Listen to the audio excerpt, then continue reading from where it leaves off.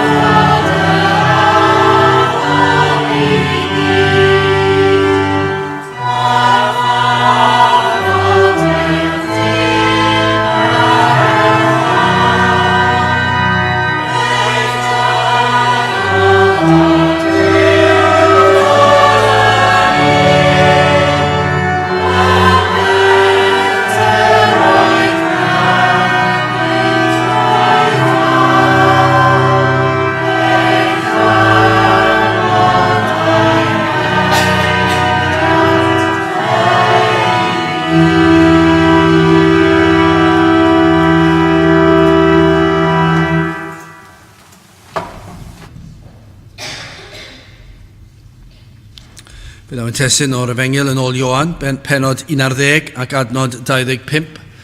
Ioan penod 11 ac adnod 25. Yr Iesu a ddywedodd wrthi, mae fi yw'r atgyfodiad a'r bywyd, yr hwn sydd yn credu yno fi, iddo farw a fydd byw. Nawr, mae'r darn yma eto yn darn cyfarwydd o'r ysgrythyr. Mae Martha a Mair wedi anfon neges, os y'n ni'n darllen yr darn cyntaf o'r benod, wedi anfon neges at yr Iesu yn ei hysbysu am salwch ei brawd Lazarus. Ac yma yn y darn, i ni'n gweld sofraniaeth Iesu Grist. Wedi clywed am y salwch, fe benderfynodd aros am ddeuddydd. Yna'r fe fyddwch chi'n tybio os ydyn ni yn meddwl am Iesu Grist ar lefel ddynol a dim goruwch naturiol, yna mi fyddwch chi'n disgwyl am un oedd yn agos i'w galon y byddai yn mynd ato yn syth. Ond fe benderfynodd aros ddeuddydd. Yr oedd yn gwybod yr hyn oedd i ddod gan mai Duw ydyw, yr oedd yn gwybod yr hyn oedd i ddod, ac hefyd yr oedd yn gwybod beth oedd ei gynlluniau fe, beth oedd ei fwriadau fe teg ato. Fe all fod wedi mynd a gwella Lazarus, ond nid yw hwnna'n bosib i ni'n credu hynny. Mae yna rhyw fath o lefelau o gred yn does yn y diwdod ac yn yr arglwydd Iesu Grist. Ac i ni'n ei weld e heddi, ac fe fyddwn ni'n ei weld e pryd hyn, hefyd yr lefelau gwahanol o beth i ni'n credu y mae yn abal i'w wneud. Ac falle bydd yr rhai'n credu petai'r Iesu yno mi fydda fe'n gallu gwella'r Iesu. Felly pam aros deuddydd cyn mynd at Lazarus? Ac felly yr oedd e'n gwybod beth oedd e'n mynd i wneud. Fe alle fod wedi mynd a gwella Lazarus. Ond aros a wnaeth mwyn i'w bwrpasau I ddigwydd, I gymryd lle. Adnod 11, hyn a lefarodd fe, ac wedi hynny fe a ddywedodd wrthynt, mae ein cyfaill Lazarus yn huno, ond yr o'i fi'n myned yw ddihuno ef. Nawr, beth mae'r Iesu yn ei ddweud fyna yw am farwolaeth Lazarus. Nad oedd mewn termau y deallodd y disgyblion, yn amlwg nad oedd nhw'n deall yr hyn yr oedd yr Iesu yn ei grybwyll, ei fod yn cysgu, ac oedd y disgyblion yn meddwl, dwi ddim mor wael a hynny, felly os yw yn cysgu, mae yna obeth yn does na, dwi ddim mor ddifrifol a hynny wedi'r cyfan, ond yr oedd yr Iesu yn dweud rhywbeth gwahanol wrthynt. Ac ar ôl ymateb y disgyblion, fe ddywedodd Iesu Grist yn glir am farwolaeth Lazarus. Adnod 14, yna y dywedodd yr Iesu wrthynt yn eglur, bu farw Lazarus. Mae e wedi marw, does dim cwestiwn am y peth, mae e wedi marw. Ond i ni'n gweld ei sofraniaeth a nerth holl alluog. I ni'n gallu gweld yn gyntaf, yr oedd yn gwybod bod wedi marw, heb cael y neges am farwolaeth Lazarus. Yr oedd e'n gwybod, achos oedd e'n gwybod beth oedd e'n mynd i wneud. Yr oedd e'n gwybod, oedd e'n angen i neb dweud, oedd e'n gwybod y byddaf yn sal. Ymhell yn rhagwyddoldeb, yr oedd e'n gwybod y byddai Lazarus yn sal. Mi roedd e'n gwybod, mi fydda fe'n aros ddeuddydd. Yr oedd e'n gwybod, bydda maes o law, bydda Lazarus yn marw. Ac felly ni'n gweld ei sofraniaeth a'i nerth holl alluog, adnod 15, ac mae'n llawen gennyf nad oeddwn ni yno. Yn swnio'n rhyfedd yn diwedd. Dwi'n falch doeddwn ni ddim yno. Eich mwyn chwi fel y credwch, ond awn ato ef. Yr oedd yr Iesu yn llawen nad oedd e yno pan bu farw. Achos be fydde di digwydd, mi fydde pwysau wedi cael ei roi arno i wella fe. Ac doedd e ddim eisiau gwella fe. Nawr, byddai'n gallu dod â Lazarus yn ôl o farwolaeth i fywyd, sydd yn gamp rhyfeddol gwirthiol, ac rhywbeth yr oedd yn dymuno wneud yn y lle cyntaf.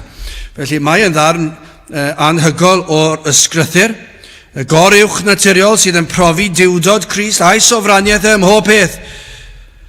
Wel, hoffwn ni edrych yn fras ar yr adnodau o gwmpas y digwyddiadau yma, ddim yn gwbl fanwl, ond yn fras, fan hyn a fan draw, a hoffwn ni'n gyntaf edrych ar ddinistr pechod, yna datganiad Crist ac yn olaf datganiad Martha. Nawr, dinistr pechod yn gyntaf, ers y cwmp i ni'n gwybod, y daeth pechod ac y mae wedi achosi difrod angeuol i bopeth. Mae pob peth wedi effeithio gan bechod ond yw, ac i ni'n gweld fan hyn, yn y darn yma o'r ysgrythyr, sut y mae pechod yn effeithio popeth. I ni gweld effaith pechod o'n hamgylch ni ac oddi mewn i ni yn ddyddiol. Yr hyn sydd yn atebol am holl broblemau'r byd. Oni bai am y cwmp ni fydde pechod, ac felly mi fydde ni'n byw mewn byd perffaith.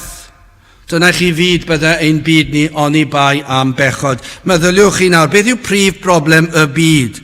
Chi'n clywed yr gwyddonwyr yma, a'r gwybodision yma, a'r gwleidyddion yma yn sôn am wahanol broblemau, ond un problem sydd, mae'n ddigon syml, y mae pechod yn achosi problem ym mhob beth. Ond i'n edrych yn teimlo fy mae'n hyn heddi, mae gen i set o oriadau yn fy mhoced i. Beth yw goriadau? Mae goriadau yma yn beth? Yn ddatganiad o beth? Yn ddatganiad o bechod y byd. Ond nid yw bob allwedd sydd ganddo ni. Allwch chi feddwl am unrhyw allwedd, unrhyw oriad sydd yn unrhyw beth arall ond yn ddatganiad o bechod. Mi fydd rhai pobl sut mae hwnna'n bosib. Wel, meddyliwch chi, pob un drws, pam bod angen cau drws? Does dim eisiau allwedd i gau drws, ond i bai fod na berig. Beth yw'r perig? Bod na pobl drwg yn dod mewn ac yn neud niwed i ni ac yn dwy'n ein heiddo ni. Dyna pam, beth yw na pechod? Dyna yw'r rheswm. Petai chi'n byw mewn gwlad lle nad oes pechod, ni fydde eisiau goriad. O, beth am y car te? A goriadau'r car? Wel, pam bod eisiau goriadau'r car? Mae'r cer modern, does dim eisiau goriad i troi'r peiriad lachu, does yn gwasgu bwtwm. Ond mae eisiau goriad i agor y drws. Pam bod eisiau goriad i agor y drws? Rhag ofni rwy'n ddwy'n eich car chi. Beth yw'r problem? Pechod. Mae bob goriad yn ddatganiad o bechod. Ewch chi trwy'r holl fyd ac mae'r byd i gyd yn ddatganiad o bechod. Mae cymdeithas yn ddatganiad o bechod.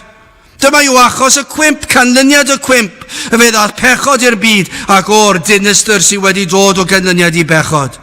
ond hefyd o ganlyniad I bechod fe ddath marwolaeth mewn. O'r eiliad hynny ymlaen, pan bechodd Adda ac Efa, fe ddath marwolaeth. Chymod, eiliad y torodd Adda ac Efa, cyfraith Duw, gorchymyn Duw, fe ddath pechod i'r byd ac fe ddath marwolaeth i'r byd.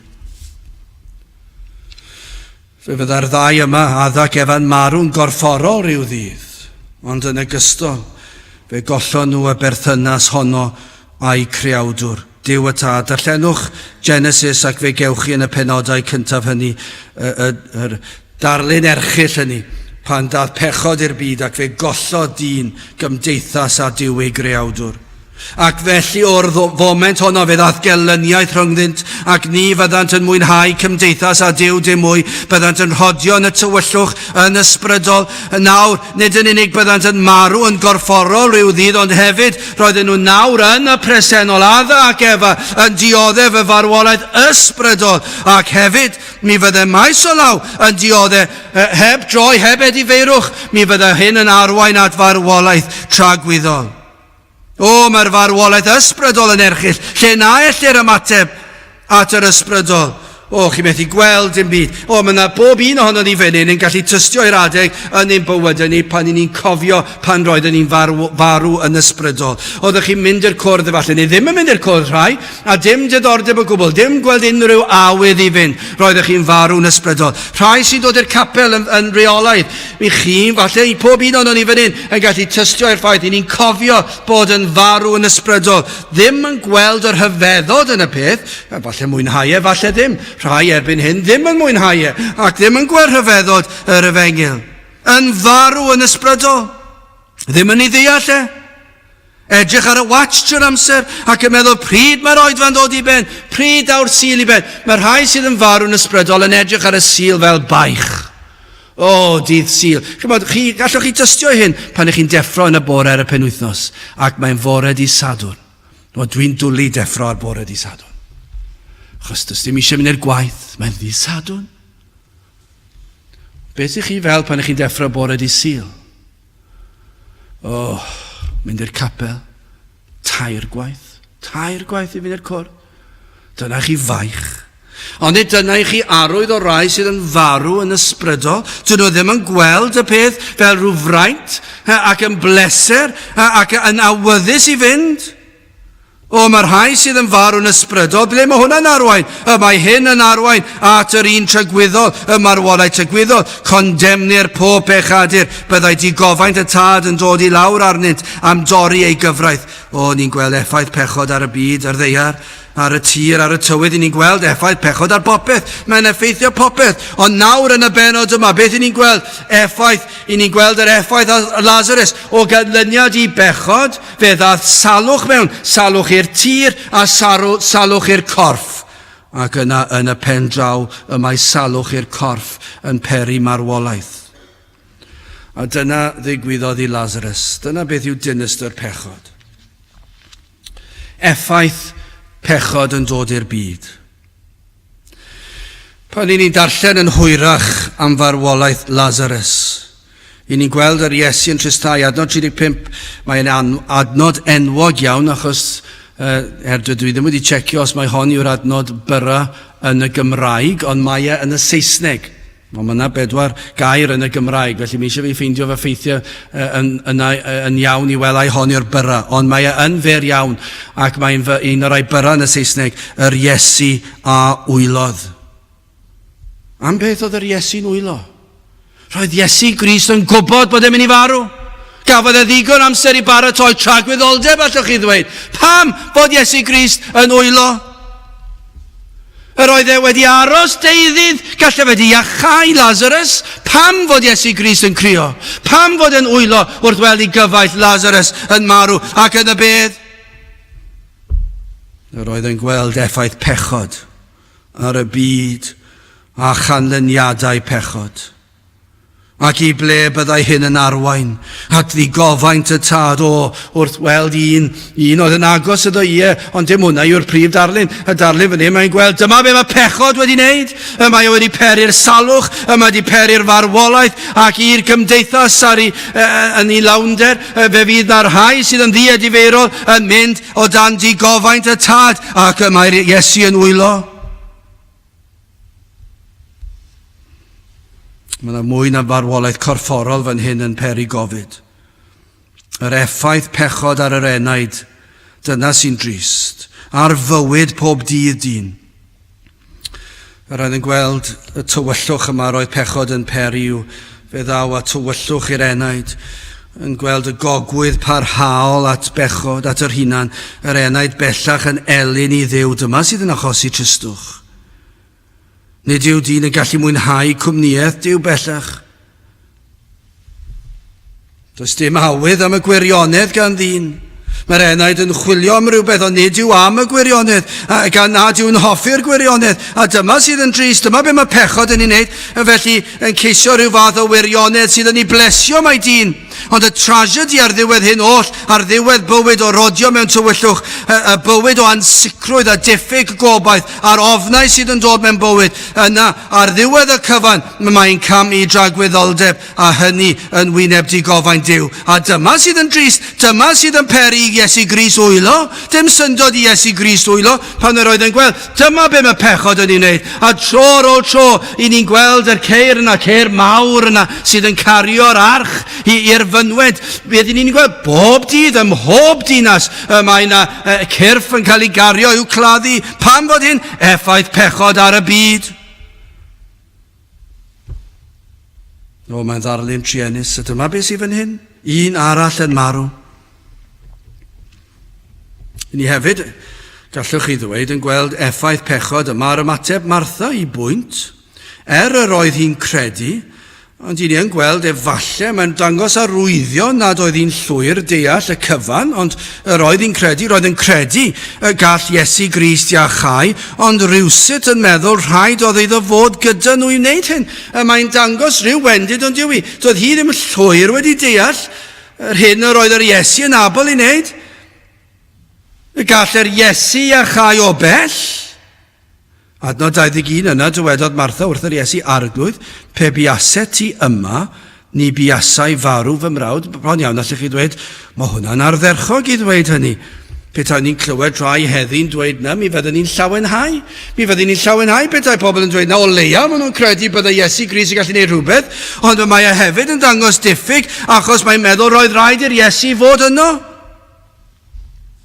Mae'n gwneud atganiad arall sydd yn dangos nad oedd yn llwyr deall. Adnod 22, eithir mi a o'n hefyd yr awr hon, pa bethau bynnag a ddymunech di gan Dduw, y dyru Duw I ti. Mae'n ymddangos yn ddatganiad clodwiw. Os gyfyna di Iesu Grist unrhyw beth o Dduw y tad, byddai yn ei gael. Mae'n swndio'n ardderchog ond yw e. Mae'n swndio'n wych bod Martha'n dweud, os wyt ti'n gofyn I Dduw unrhyw beth, a falle'n cefn I meddwl I'n dweud, gallu ti ddod fy nôl yn fyw. Dwi ddim yn dweud y geiriau, dyna be mae eisiau. Ond falle bod I ddim hyn o'n meddwl bod yn bosib, mae'n anodd dweud yn diwe. Mae'r tristwch a'r galar yn gymaint, dyna beth siwr o fod sy'n tu nôl y dristwch yma.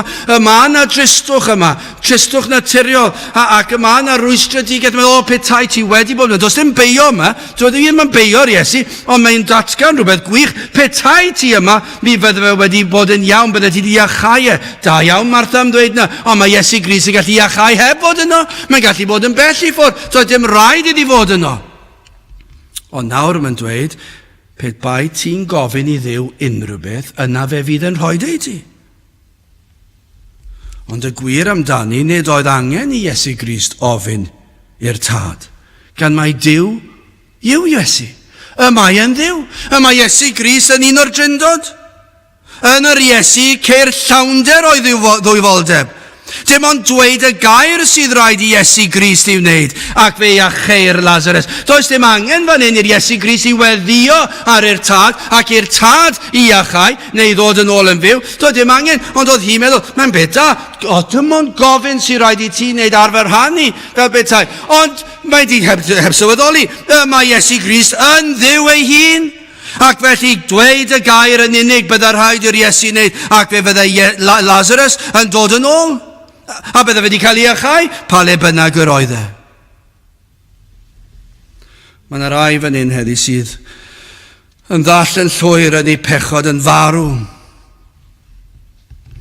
ac yn wynebu marwolaeth trygwyddol. Mae yna eraill efallai yma sydd yn gweld y diffyg deall o holl goblygiadau mawredd dwyfoldeb Crist. Ond nid oes na rhyw fath o lefelau, ond tywyllwch yw tywyllwch i fe, lle mae yna rhai heb ddeall o gwbl a dim awydd, ac yma nhw'n gwynebu y farwolaeth sydd yn fwy na'r un corfforol, ond y farwolaeth sydd yn farwolaeth parhaol, yn farwolaeth dyddiol, yn farwolaeth misol, blynyddol, tragwyddol, sydd yn para ac yn para ac yn para. Ond mae rhai gofyn hefyd o'r rhai eraill a dyn ni wedi deall yn llawn beth mae Iesu Grist yn gallu wneud. Wel, gyda chi ni symud ymlaen at datganiad Crist. Wedi'r Iesu gyrraedd yn agos at fedd Lazarus, yr hyn i ni'n darllen yn y benod yw fe ddaeth Martha i'w gyfarfod. Siwr o fod yr oedd Iesu wedi rhoi rhyw neges i Martha, ac fe gafodd Martha'r neges ac fe ddaeth i allan i gyfarfod ag e. Adnod 23, yr Iesu a ddywedodd wrthi, atgyfodir dy frawd drachefn. Nawr, ni'n gweld siwr o fod ymateb naturiol Martha, yr oedd hi yn galaru am golled ei brawd, ond hefyd yn ei chalon, yr oedd na obaith yno, rhywle roedd na obeth.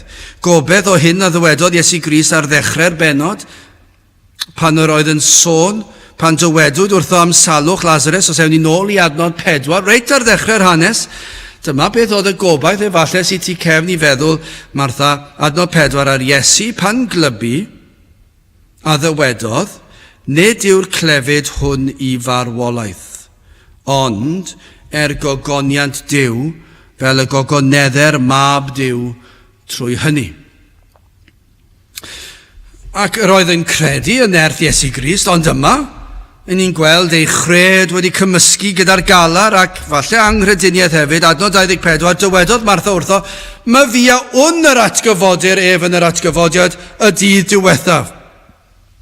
Felly mae Martha fel bethau hi'n gwybod, mae'r Iesu wedi dweud atgyfodir dy frawd drachefn, ac pinau bod hi'n trial dweud, wel dwi ddim eisiau dweud wyt ti'n mynd i ddod efo nôl yn fyw nawr, ac felly mae'n dweud, mae e'n mynd i atgyfodi ar ddiwedd y byd, dwi'n gwybod hynny, a dwi'n credu hynny yn ddiamheuol, dwi'n credu yn yr atgyfodiad ar ddiwedd y byd. Ond efallai roedd na obeth na, oedd hi'n cofio beth dwedodd Iesu ar y cychwyn. Nid dyw'r salwch yma ddim i farwolaeth. Felly beth oedd pwrpas hynny wedi marw? Os yr Iesu wedi dweud wedi ddim i farwolaeth a mae wedi marw, ac felly dyna i chi benbleth iddi, ond falle bod na obaith yna, ond dwi ddim eisiau dweud mewn hyn a hyn o eiriau. Mae gyda cawn y datganiad sydd yn gosod popeth yn ei le. Adnod 25. Yr Iesu a ddywedodd wrthi, my fi yw'r atgyfodiad a'r bywyd, yr hwn sydd yn credu yno fi, iddo farw a fydd byw. Nawr mae hwnna'n ateb sefyllfa Lazarus, mae'n ateb y sefyllfa ysbrydol, tragwyddol, pawb. Mae'r ateb yma yn un sydd yn holl bwysig i'r sefyllfa Martha yn y presennol pryd hynny, ond hefyd yn y blynyddoedd a ddath ar ôl hynny, hyd heddiw, ac yn y blynyddoedd a ddaw, mae mor berthnasol i bob yr un ohonom. Yma, i ni'n cael y 5 o'r 7 datganiad my fi yw. Hynny yw fe gyhoeddo ynddo ef, yn yr Iesu y ceir pob dim. Mae Iesu Grist yn dweud wrth Martha, fi yw. Mae fi yw'r atgyfodiad a'r bywyd. Dim syndod i Paul ddweud yn Colosiaid y benod gyntaf adnod 18, ac efe yw pen corff yr eglwys, efe o'r hwn yw'r dechreuad y cyntaf yn edig oddi wrth y meirw, fel y byddai fe yn blaenori ym mhob peth. Yn yr ail benod adnod 9, o blegyd ynddo ef y mae holl gyflawnder y diwdod yn preswylio'n gorfforol. Wel, mae'r Iesu yn datgan hynny yn eiriau fi. Mae fi yw'r atgyfodiad a'r bywyd. Yr oedd Iesu'n dweud wrth Martha ac i bawb arall, mae trwyddo ef gellir cael pob dim. Bron iawn, mae Iesu Grist yn dweud wrth Martha, na delio gyda Lazarus, mae'n munud, na ni delio gyda'r pethau pwysica gynta. Mae rhaid dweud y datganiad clir yma, mae rhaid mynd i'r materion pwysig dofn yma, y rhaid tragwyddol, y rhaid ysbrydol, ac fe fydd hwnna'n rhoi popeth arall yn y goleuni cywir, ond gadewch ni ddeall hyn gynta. Mae trwy Iesu Grist y gellir cael pob dim sydd o werth yn yw. Ynddo ef ceir yr atgyfodiad sydd yn arwain at fywyd tragwyddol. Mae'n crybwyll hynny yn diwedd, mae'n dweud, trwyddo fi y gellir atgyfodi tuag at fywyd tragwyddol. Does dim ffordd arall i gael e. Be mae cryfeddau eraill yn i'w wneud? Beth maen nhw'n wneud? Does dim ffordd arall. Mae'n dweud, mae fi yw'r atgyfodiad a'r bywyd. Does dim ffordd arall. Os am cael atgyfodiad i fywyd tragwyddol, trwyddo fi yw'r atgyfodiad a'r bywyd. Fe ddysga Martha'n gyntaf am yr hyn sydd yn holl bwysig, sef tynged yr enaid. Ble fydd dy enaid yn treulio tragwyddoldeb? Dyna sy'n bwysig. Ond mae yna gyswllt yma hefyd gyda'r bywyd. Mae'n seiliedig ar fywyd siar y ddear. Felly yma ceir gwers am bob dim, gallech chi ddweud, allan ni fynd ar hyd sawl trywydd. Gwers am ein perthynas â Iesu Grist, gan mae ynddo ef y ceir yr holl fendithion yma. Felly rhaid gofyn, os yw'r Iesu Grist, os mae ef yw'r atgyfodiad a'r bywyd, gai ofyn i chi, a ydym ni yng Nghrist? A yw'r bywyd ysbrydol hwnnw yn rhan ohonom ni, a oes hedyn o fywyd sanctaidd wedi blannu ynom gan yr Ysbryd Glân, os mae Iesu Grist yw'r atgyfodiad ac mae Iesu Grist yw'r bywyd, a yw'r bywyd hwnnw ynom ni, a ydym wedi dod at Iesu Grist yn llwythog ac yn flenderog o dan pwysau eogrwydd pechod, wedi cyffesu a derbyn maddeuant yn Iesu Grist, gai ofyn, a ydych chi yn gallu tystio i'r ffaith eich bod wedi dod at Grist, achos os yw'r atgyfodiad ynddo ef, os yw'r bywyd ynddo ef, a yw yn eiddo i ni. A ydyn ni wedi dod ato, ac os felly wedi derbyn y maddeuant ac wedi cael y bywyd ysbrydol yma. O pryd hynny fe gawn calonau newydd, bywyd o ddifri, ac nawr i ni'n gallu byw yn ysbrydol, nawr yn byw i'r pwrpas yn creuwyd ni, nawr yn byw go iawn, pam gan yn byw yng Nghrist. Yma Iesu Grist yn datgan, fe all atgyfodi enaid sydd yn farw yn ei bechod, fe allwch chi fynd efo hyd y trywydd yna hefyd. Yma Iesu Grist yn dweud, mae fi yw'r atgyfodiad a'r bywyd. Be mae'n dweud? Mae'n dweud, rwy fi'n gallu atgyfodi enaid sydd yn farw. Mae'r enaid sydd yn farw, pam fod yn farw? Oherwydd pechod. Ond rwy fi'n gallu atgyfodi'r enaid sydd yn farw, ac yn gallu atgyfodi i fywyd o ras. Dyna be mae'n dweud, llwyddodd Crist i wneud hyn, gan mae ef a dalodd y pris. A mae'n rhyddhad ni o gaethiwed a marwolaeth a phechod, ef sydd wedi peri ei fod yn bosib i ni fyw i ogoneddu Duw. Ef sydd yn ein cynnal i fyw bywyd o sancteiddrwydd, gan mae ef yw'r bara'r bywyd. Ynddo ef, be mae Iesu Grist yn dweud, mae pob dim. Ynddo fi fe gewch chi atgyfodiad, ac ynddo fi fe gewch chi fywyd. Mae'r nerth dwyfol yma sydd yng Nghrist i ddod ag enaid o farwolaeth i fywyd ysbrydol. Bydd hyn hefyd yn sicrhau mynediad i'r nefoedd. Dyna be mae'n dweud, pan ddaw bywyd corfforol i ben. Pan naw ein hamser ni pinau trwy salwch neu henaint neu ddamwain, pa bynnag un yw e, pan ddaw ein cyfnod o fywyd i ben, be sydd yn digwydd i'r rhai sydd wedi cael yr atgyfodiad yr enaid yma, i'r rhai sydd wedi cael y bywyd ysbrydol yma, y bywyd o sancteiddrwydd yma yn eu henaid nhw yng Nghrist. Be sydd yn digwydd i'r rhai? Mae'r rhai yn cael ei atgyfodi i fynediad i'r nefoedd. Os ydyn dal ar y ddear, neu wedi marw eisoes.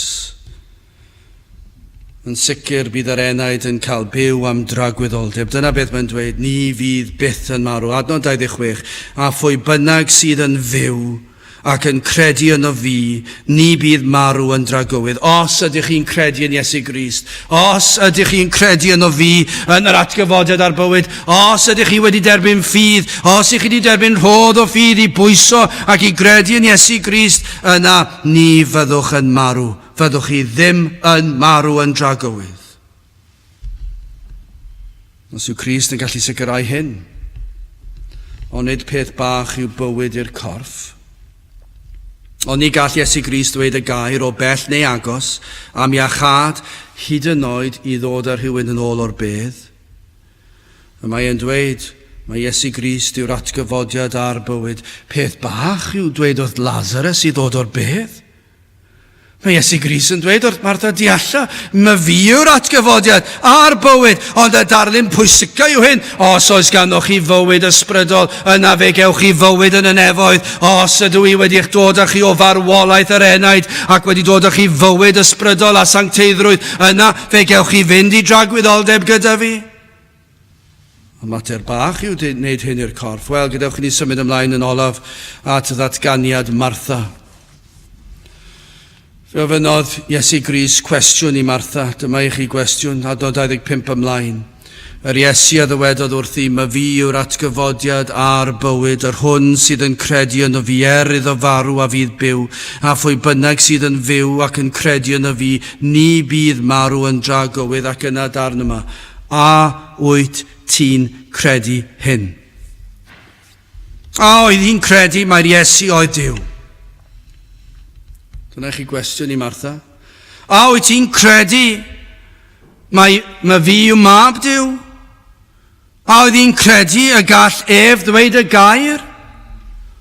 Oedd hi'n credu y gall Iesu Grist dweud yr gwynt a'r moroedd daweli ac i fyddhau iddo? A oedd hi'n credu y gall ef ddweud wrth aff iechyd i ddiflannu o bell? Neu wella wrth iddo gyffwrdd a llygaid y deillio?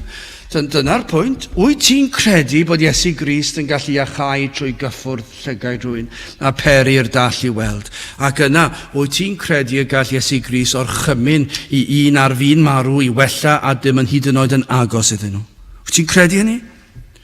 A oedd yn credu mai hwn oedd yr un anfonwyd o'r nef i ddelio a phechodau'r byd. Mi fyddai wedi clywed yn yr Hen Testament am y Meseia oedd i ddod, ac oedd hi yn credu mai Iesu Grist oedd hwnnw. Yr un oedd yn dod lawr o'r nefoedd i ddelio a phechodau'r byd. A oedd hi'n credu mai yng Nghrist yn unig gellir cael bywyd ysbrydol a thragwyddol. A oedd hi'n credu mai dyma'r unig ateb, neu oedd hi'n credu bod crefyddau eraill? Oedd hi'n credu bod ffordd arall? Oedd hi'n credu mai trwy haeddiannau ef yn unig y ceir maddeuant pechodau a heddwch a Duw. A oedd Martha yn credu mae'r unig ffordd i cael maddeuant pechodau a heddwch gyda Duw oedd trwy Iesu Grist a thrwy ei haeddiannau ef, bod ef wedi byw bywyd perffaith yn ei lle ni.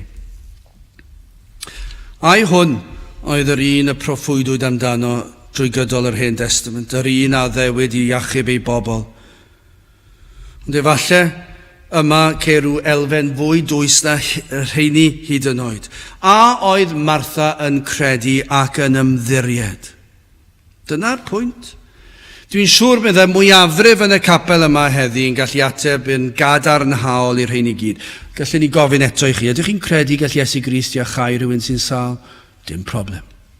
Dim problem. Dim amheuaeth gen i ni, a dwi'n credu na heddi hefyd. Os bysa rhywun yn ddifrifol wael, os yw yn ôl y wyllus Duw, fe allai iachau. Dim amheuaeth am hynny. A ydych chi'n credu y gall Iesu Grist iachau rhywun, a dydyn ni'n mynd i gweddio amdano nhw hyd yn oed? Dim amheuaeth gen i o hynny chwaith. Ond y cwestiwn i ni'n gofyn fan hyn, a yw Iesu Grist yn un gafodd ei anfon o'r nefoedd a proffwydi yn proffwydo? Dim cwestiwn, mae'r prawf yn ddiamheuol. Mae'r ystadegau yn profi, dwi ddim yn bosib iddo fe fod yn unrhyw beth arall ond yn fab i Dduw. Mae'n amhosibl. Felly ni'n gallu credu hynny, gall unrhyw'n credu hynny. A dwi'n tybio fod y mwyafrif yn hyn yn credu hynny hefyd. Credu bod na Dduw, credu mae Iesu Grist yw mab Duw, credu bod y proffwydi wedi sôn amdano fe, ac mae fe oedd yr un, credu bod e wedi iachau pobl, bod e wedi dod â Lazarus nôl o'r bedd yn fyw, ac i ni'n credu hynny. Ond mae yna rhywbeth fwy pwysig fan hyn. A oedd Martha yn ymddiried ei henaid? A oedd hi yn ymddiried yn ei sofraniaeth ef? A oedd ei henaid yn pwyso arno ef yn unig am iachawdwriaeth a gobaith am fywyd tragwyddol? Ond nid yw yn gofyn i chi hefyd yma heddi, a ydych chi yn credu, dydyn ni ddim yn gofyn i chi, a ydych chi'n credu mewn Duw? Ddim yn gofyn yna, ni'n cymryd yn ganiataol bod chi y ffwl sydd ddim yn credu mewn Duw. Felly os ych chi'n dod i'r capel, tybiwn ni bod chi'n credu mewn Duw. Mae Satan ei hun yn credu mewn Duw. Dyw hwnna dim dyna'r cwestiwn i ni'n gofyn i chi. A wyt ti yn credu hyn? Mae'n golygu nid yn unig yn y pen. A yw eich enaid wedi gofleidio'n llwyr. Mae Crist yw eich unig gobaith chi. Mae ef yw eich bywyd chi. Mae fi yw'r atgyfodiad ar bywyd. Mae fe yw'r beth sydd wedi peri i'ch enaid cael ei atgyfodi o farwolaeth ysbrydol i fywyd ysbrydol. Mae fe sydd wedi dod o chi o farwolaeth ysbrydol i fywyd ysbrydol. Fe sydd wedi'r cyfan. Mae fe sydd yn mynd i ddod o chi ar ddiwedd y byd i'r atgyfodiad mawr ac i fynd i'r nefoedd. A ydych chi'n pwyso mae ar ei heiddiannau ef yn unig ac yn llwyr. Sut atebodd Martha? Dwi'n credu fyddwn ni'n cael amryw ateb fan hyn heddi tybiwn ni. Dwi'n credu petawn ni'n gofyn yn y cwestiwn yma heddi, a wyt ti'n credu, mi fydd y rhai ohonoch chi'n dweud, wel wrth gwrs fy mod i. Ges i fy magu ar aelwyd Cristnogol. Bydd yna eraill yn dweud, wel ydw dwi'n credu, dwi'n gwybod deall y cyfan yn iawn, ond dwi yn credu, ond mae bywyd yn llawn pleserau a dwi eisiau cael y troed yn y ddwy ochr ac felly dwi eisiau mwynhau'r byd a'r capel a fe ddoi'r capel. A mi fydd yr rhain ateb fel hyn, ond grandewch sut mae Martha'n ateb. A wyt ti'n credu, adnod 27, dywedodd hithau wrtho, ydwyf arglwydd. Yr wyf fi yn credu, mae ti yw'r Crist, mab Duw, yr hwn sydd yn dyfod i'r byd. Dyna chi gyffes lawn. Dyna chi gyffes sydd yn llwyr ddibyniaeth ac ymddiriedeth ar yr Iesu. Dyna chi ddealltwriaeth os oedd hi wedi drysu chydig ynghynt. A p'un o'r galar berodd hynny falle. P'un ddim eisiau dweud mewn hyn a un o eiriau. Pwy awyr yn llawn beth oedd yr rhesymau dros i diffyg dealltwriaeth, ond fedrwch chi ddim cwestiynnu'r dealltwriaeth bellach. Dyna chi ddealltwriaeth o pwy oedd Iesu Grist, yr oedd hi'n deall yr hyn ydoedd a'r hyn a ddaeth i wneud yn y byd. Mae Iesu Grist oedd ei gwaredwr, mae Crist oedd popeth iddi. Grandewch eto, dywedodd hitho wrtho, ydwyf, dwi'n credu, arglwydd, ydwyf arglwydd, yr wyf fi'n credu. Dwi'n credu mai ti yw'r Crist, pwy o'na, mab Duw, dwi'n credu mai ti yw'r Duwdod, mai ti yw Duw, yr wyt ti'n gallu dweud yr hyn a fyny di, yr wyt ti'n gallu gwneud yr hyn a fyny di, rwy'n credu mai ti yw'r atgyfodiad a'r bywyd, ac y ceir popeth yno ti. Mai ti yw'r hwn sydd yn dyfod i'r byd i ddelio fy mhechod i. Rwyt ti yn arglwydd i mi. Mae'n arglwydd, mae'n waredwr. Os yw yn arglwydd, mae'n waredwr. Os yn waredwr, mae'n arglwydd. Yr oedd Iesu Grist yn bopeth iddi. Gai ofyn wrth gloi. A ydych chi'n gallu dweud bod hyn yn wir ohonoch chi? A ydych chi'n credu'r pethau yma? Ac nid yn y pen yn unig, ond a yw eich enaid yn pwyso yn llwyr ar Iesu Grist. Mae fe yw mab Duw. Mae fe yw eich gwaredwr chi. Mae fe yw eich unig gobaith chi. Mae fe yw'r atgyfodiad ar bywyd i chi. Mae'n atgyfodiad ar bywyd yn ei fywyd ei hun. Yr oedd yn atgyfodiad ar bywyd yn llythrenol, yn gorfforol i Lazarus, ond yn ysbrydol hefyd. Ac mae so law yn y dydd olaf y bydd yn atgyfodiad ac yn fywyd i dragwyddoldeb hefyd. Yn gofyn ydych chi yn pwyso arno ef yn llwyr. Mae Iesu Grist yw popeth i chi. Yr Iesu a ddywedodd wrthi, mae fi yw'r atgyfodiad a'r bywyd.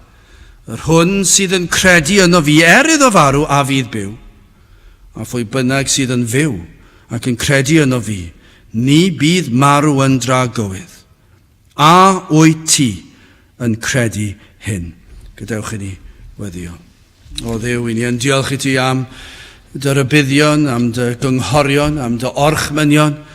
I ni yn diolch i ti am dy drigaredd a thrasysau tuag ato. Ac i ni yn gweddio, Dduw, wrth i ni ystyried y fath gwestiwn, y byddwn ni'n gallu ateb fel Martha. ac yn gallu dweud yr wyf yn credu, yr wyf yn pwyso ar yr arglwydd Iesu Grist yn llwyr ac yn unig. O Dduw Tyr, gofyn y bydd ysbryd ar waith yn agor llygaid hyd yn oed heddiw, ac mae ti fydd yn cael y mawl a'r clod. I ni'n gofyn hyn o trwy enw ac heiddiant ein harglwydd Iesu Grist. Amen. Gwnewch ni orffen trwy ganu'r emyn rhif 230. O agor fy llygaid i weled dirgelwch dy arfaith ath air. Mae'n well i mi gyfraith dy enau na miloedd o arian ac air. 230 gen i sefyll i'w chanu.